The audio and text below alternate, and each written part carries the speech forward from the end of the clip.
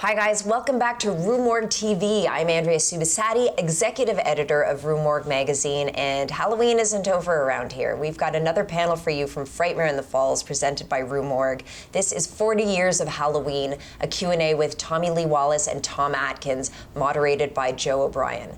And if you like this content, don't forget to like and subscribe, and we'll see you next time. Enjoy.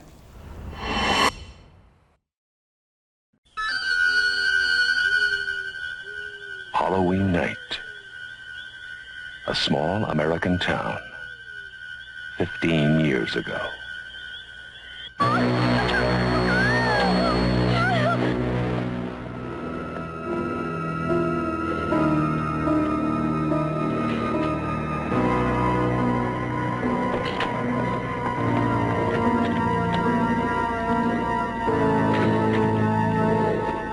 Michael? John and me, it was After Dark Star. I got to know Dan O'Bannon. We made friends. I helped him. I proved to be really helpful to him because I had art department skills from my experience as a designer. So when John got Assault on Precinct 13, by then he and Dan had kind of fallen out, and so he turned to me to do art department stuff. As I think I was titled the art director on that show. And so I was kind of the logical choice when it came time for Halloween. And that's how I got the gig. It was early on. I was kind of one of the ground floor participants. And a low-budget movie where you've got $300,000 to make a feature film in 35 millimeter, which, by the way, John very wisely, and he was visionary about it, insisted on shooting with the best cameras and lenses in town from Panavision. That was one thing. The best lab in town, MGM, and the best post-production sound facility in Sam Goldwyn Studios. So that left us about $1.98 for the rest of the movie, and that's about how we got paid too. But it was John's ability to lead, and to lead kindly. The set was fun and interesting. Everybody pulled in the same direction.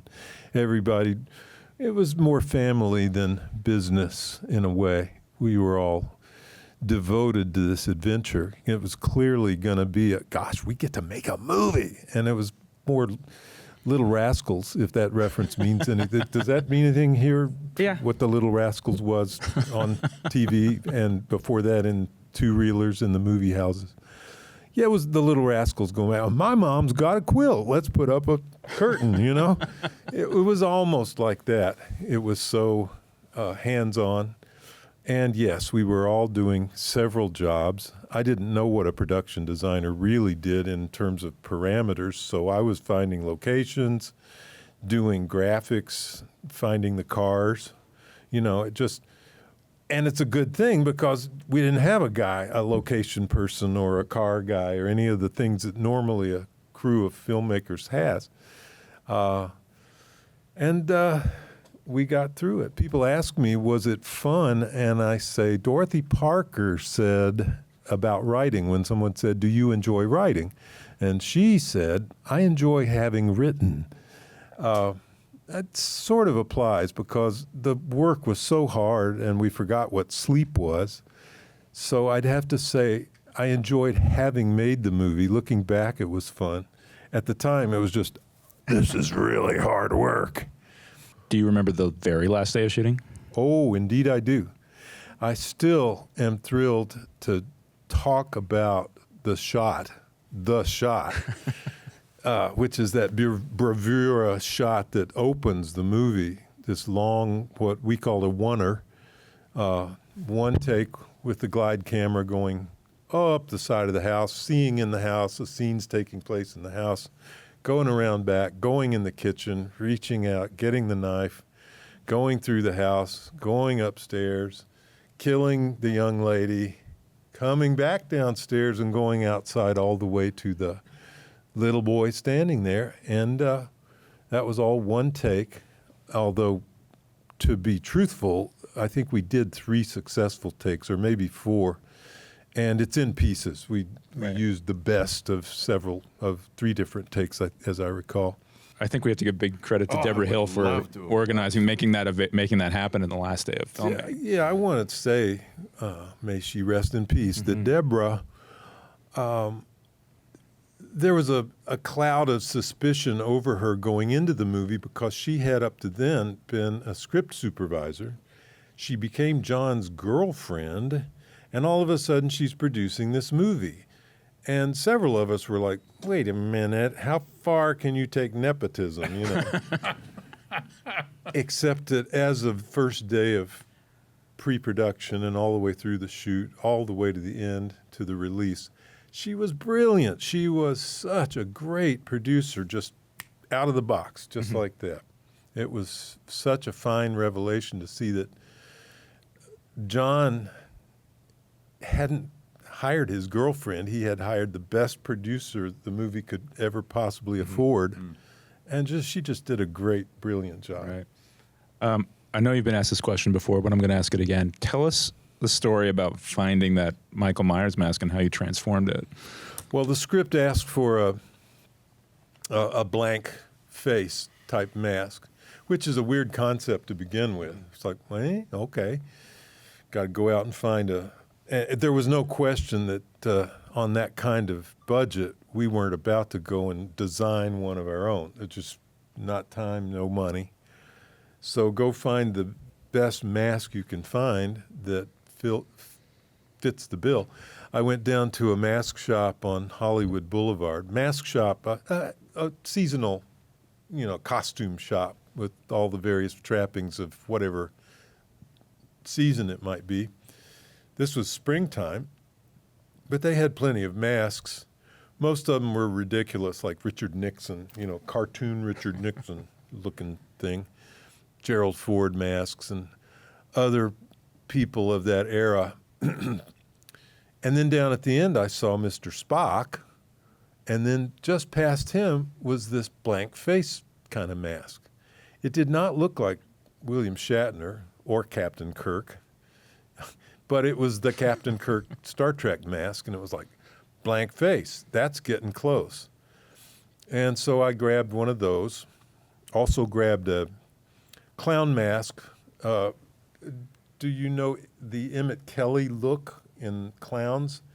Sad face. From about the 40s onward, for a while, Emmett Kelly was a very famous clown, and he had a sad face like that. Yeah. And he was like, oh, poor guy. Got one of those, brought it along, and in the production office, we had somebody go into the restroom and just put on sort of real plain clothes and put on the clown mask, came out and kind of just modeled it for us, and we went, ooh, that could work.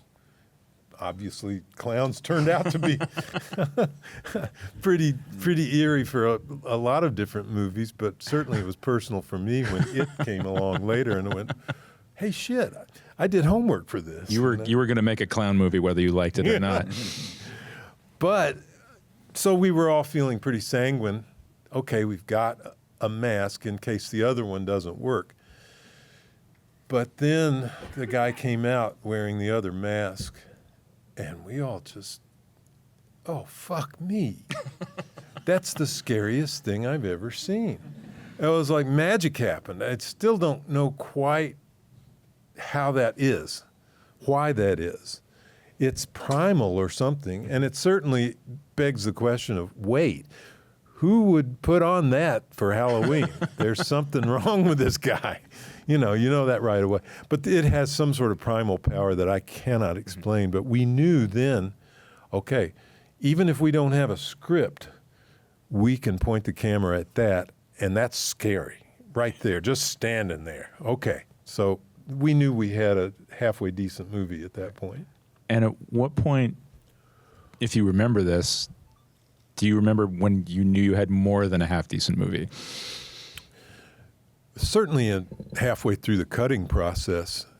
We had John was really on a roll. He was feeling his oats. You know, he had done Dark Star. He had done Assault on Precinct 13, which was his first real official movie with a crew and a budget and a schedule.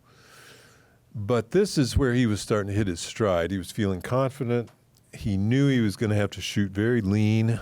Not a lot of people ask me, are there scenes that you didn't use in the final cut? And I was like, no. There wasn't much more than a foot of film left after we cut it together because it was so lean. The whole thing was lean and mean. We knew in the cutting room that it was a competent movie, that it was effective, it was gonna work. All the scenes just seemed like they were coming towards something. And then when John added the music, the effect even before we had an audience was, hey, this works. We are going to go out there and find an audience that's going to appreciate this movie because it's a decent piece of work. That's as far as it went. Did we have any idea it was going to do this? No, of course not. When did you first realize it was going to be a huge success? It wasn't a big hit right away. Several months went by before it built and became the phenomenon that was like at that point, I think, after it had a pretty good sized run of several weeks, if not months, it made so much money that it got everybody's attention. Right. It's amazing to think of a movie running for months. Yeah. And not like at all, and not just being out of theaters. No, it built. A movie like Halloween wouldn't even have a chance now. It did build slowly, and I think Gene Siskel, or was it Roger Ebert? One of the Siskel or Ebert gave it a good glowing review, and that was a big shot in the arm. Right. That kind of gave it extra life, and then it just built from there. Right. So after that, you moved on to The Fog, obviously. Tom, was that your first experience with the John Carpenter, Debra Hill, Tommy Lee Wallace axis? Yeah. How did you get to be involved? Let me. Now, Tommy told you how they made Halloween, and here's an audience member's, because I wasn't part of that at all. I had no idea how they made it. I didn't know anybody, but I knew Adrienne, who was a dear friend for a long time already, and she called my wife at that time, Garn, who was in Halloween 3. Marge. She played Marge. Yeah, she played Marge. She got her face eaten off. But Adrienne called me and Garn and said, look, I think I'm dating this guy and going with this guy, John Carpenter, and I think it's getting serious, and I might want to marry him. I don't know, but so he's having a movie screening at the Directors Guild over in Hollywood, and like you to come and see it.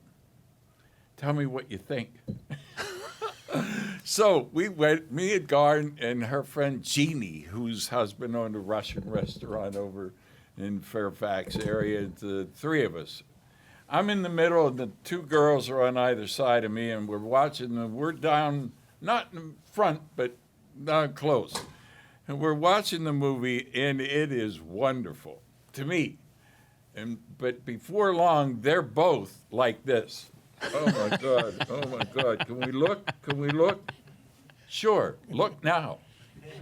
Oh, you son of a bitch. Oh, God. Oh, my God. Oh, and they spent pretty much the entire time that way. It was so scary. It was a great film. And at the end of it, they both leaned across me and said, we cannot let Adrienne marry this guy.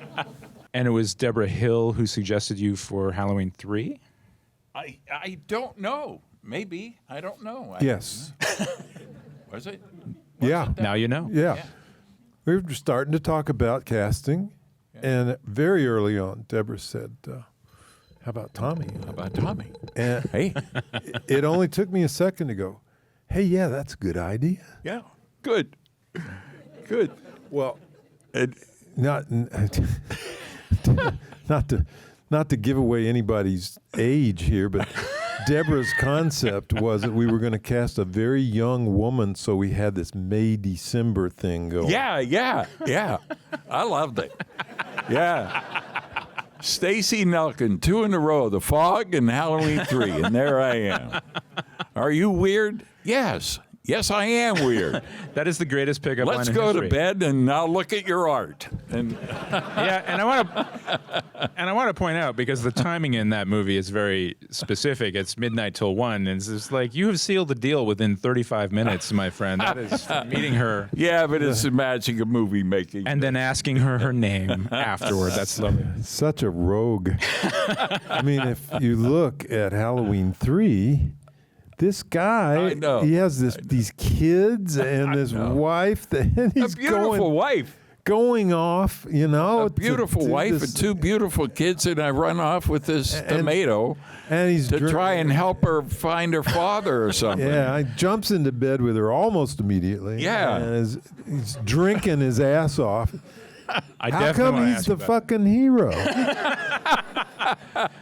Before we get too deeply into this, is there anybody here who has not seen Halloween 3?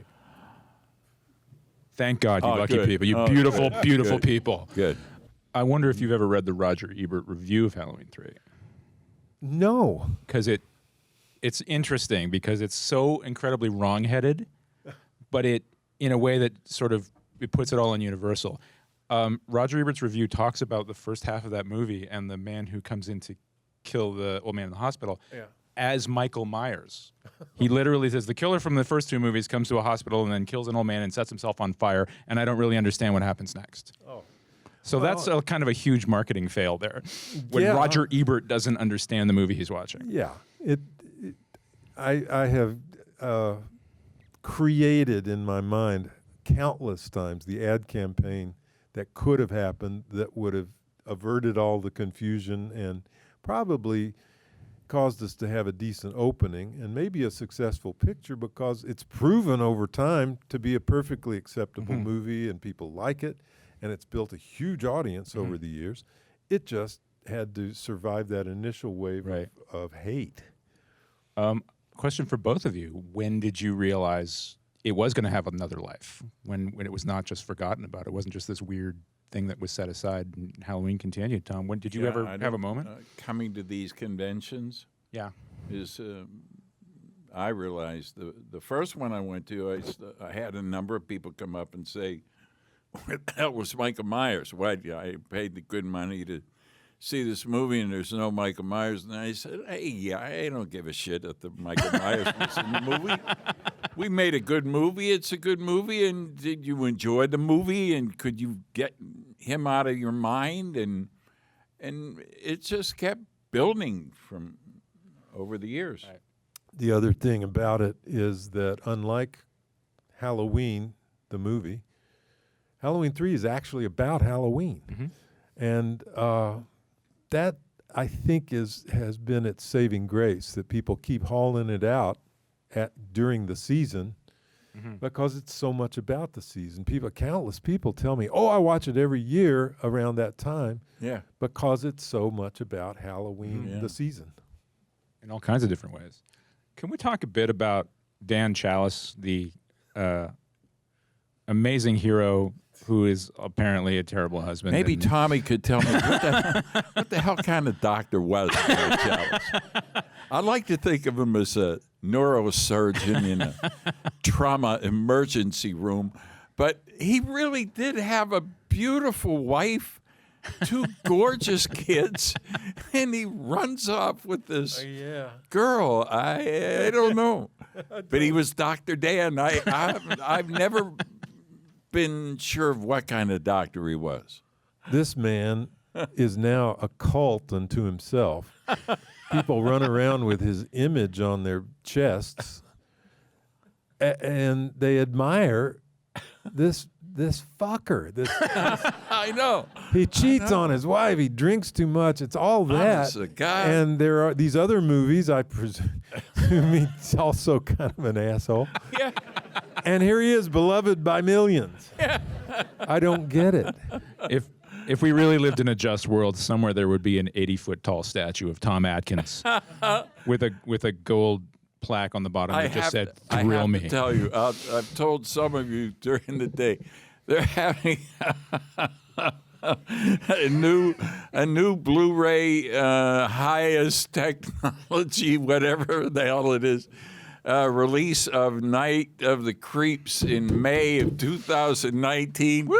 And there is going to be an action figure of Detective Ray Cameron with a shotgun or a can of beer. The arms are interchangeable. You can have the shotgun or you can have a Miller. Although the Miller is going to say Decker because they can't, it costs too much to say Miller. Doc, it's Miller time.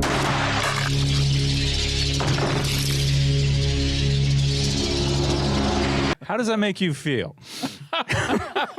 You're going to be an action figure. It makes me feel curious and surprised. We can't go any farther without acknowledging that none of this would mean anything without you guys. Yeah. This is True why for we're you. here is great, faithful fans. True for you. Yeah. Thank you. Fabulous. I want to say Halloween 3 had an interesting genesis, to jump back to the beginning. It was my original way to find a writer who is now one of my very favorites, Nigel Neal, was the sort of the initial, now uncredited. But can you tell us a little bit about, did you have much interaction with him at any point in the film, or did you? Yes, I did. Nigel Neal was one of John's favorites from earlier days when Nigel was behind the Quatermass pictures that were popular in Britain. Maggie, look! Nothing can destroy it. It's coming for you from space to wipe all living things from the face of the earth. And so John and Debra, their collaboration on Halloween 3 was Debra had a one-sentence idea, which was witchcraft meets the computer age. And John had a favorite writer in mind, which was Nigel Neal. And so they took that energy and got Nigel aboard and let him just do what he was going to do.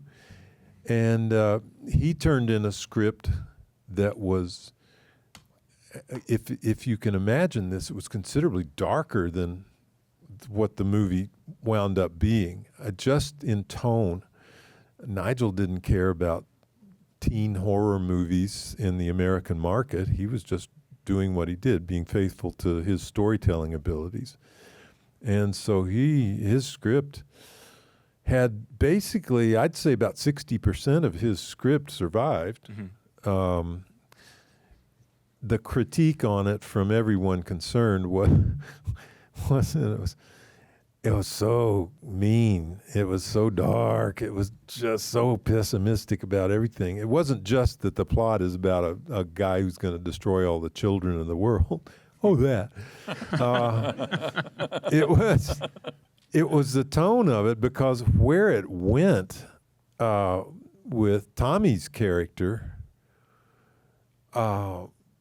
he winds up a prisoner in a wicker basket, got very old Celtic nasty stuff, and just he was somehow had a big hate on for the Irish. And there were all these kind of quirks of Nigel's that were going sort of against the grain. And so the request was for Nigel to punch it up, to make it a little more accessible to American teen audiences, to somehow lift it a little bit, blah, blah, blah.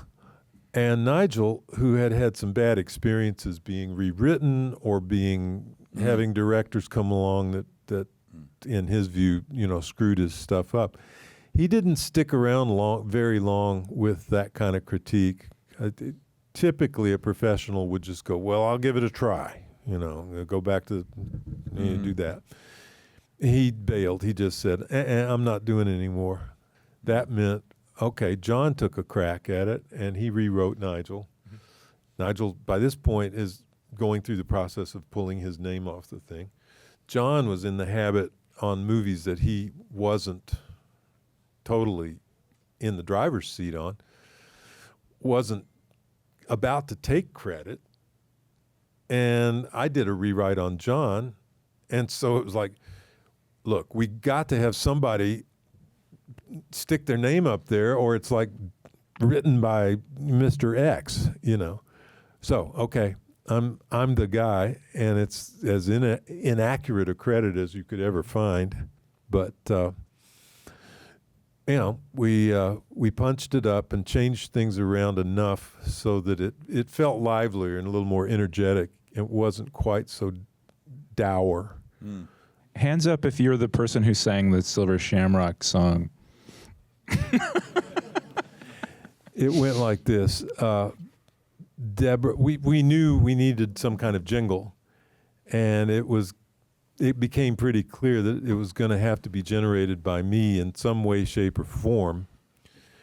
Debra just came to me and said, whatever you do it in the public domain. We can't afford to buy any rights to anything. Okay. So London Bridge was a likely tune because I was pretty sure without even researching it that was in the public domain. And it was.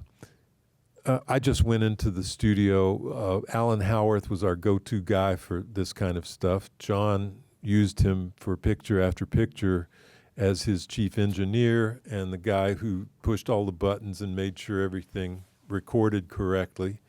And of course, he made all kinds of contributions creatively too.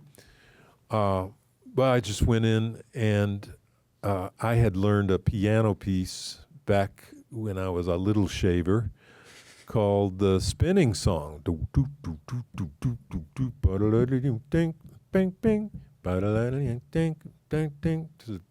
Every piano student ever has played this thing. And so I just got that left hand going, and London Bridge, an arrangement of London Bridge followed. So I did several passes with the synthesizer keyboard, and then did I don't know how many, like 4 or 5 voices, harmonizing with myself into a little chorus, and we changed the speed so it's, you know, a little Munchkin voices, like, and that was that. And you're also the announcer talking over yourself singing. It's almost time, kids. The clock is ticking. Be in front of your TV sets for the Horathon, and remember the big giveaway at 9. Oh, that's right. Yeah. That's right. Yeah. 8 more days. Come on down. What was Time it? for the Come big on down. Yeah. It's time. It's time again. Yeah. I'd forgotten that. You're also I'm sorry, I'm a sucker for voice acting. You're also the smooth sounds of KAB That's right. on the Fog. Yeah. KAB. The smooth sounds. John and Debra both had a good sense of humor, and they understood what was necessary for a good, fun ride. You need not only these really masterful strokes of suspense building, which is the same as comedy. You just establish an air of, in this case, dread in comedy, and sort of an air of expectation of mirth and fun. But the orchestration is the same, and then you play with the audience's expectations. They had a good feel for how often do you need to shock somebody. And boy, that sit-up shot in the theater, it was like, okay, we know he's dead. Jamie's playing that he's dead. It's cool. And the framing wasn't too much of a giveaway. It was kind of blurry back there, and it wasn't, you know, you can see it on TV sometimes. It's like, oh, fuck, the guy's going to come through the door because it's framed that wide way, open, dumb right shit. screen, and here he Can't comes. you direct this Yeah. in a more subtle way? Well, John did direct it in a subtle way. And when it sets up, it just, you know, that's fun. If you search on YouTube for Halloween audience reaction, someone has recorded an audience reaction from 1978 of that scene, and it's actually pretty incredible to listen to them absolutely lose their shit.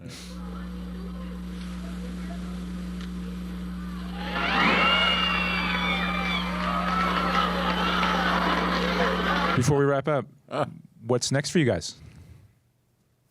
I don't know. The life of an actor. He's Nothing right now. He's doing Dr. Challis, man. He's going to let the world come to him, not vice versa. Yeah.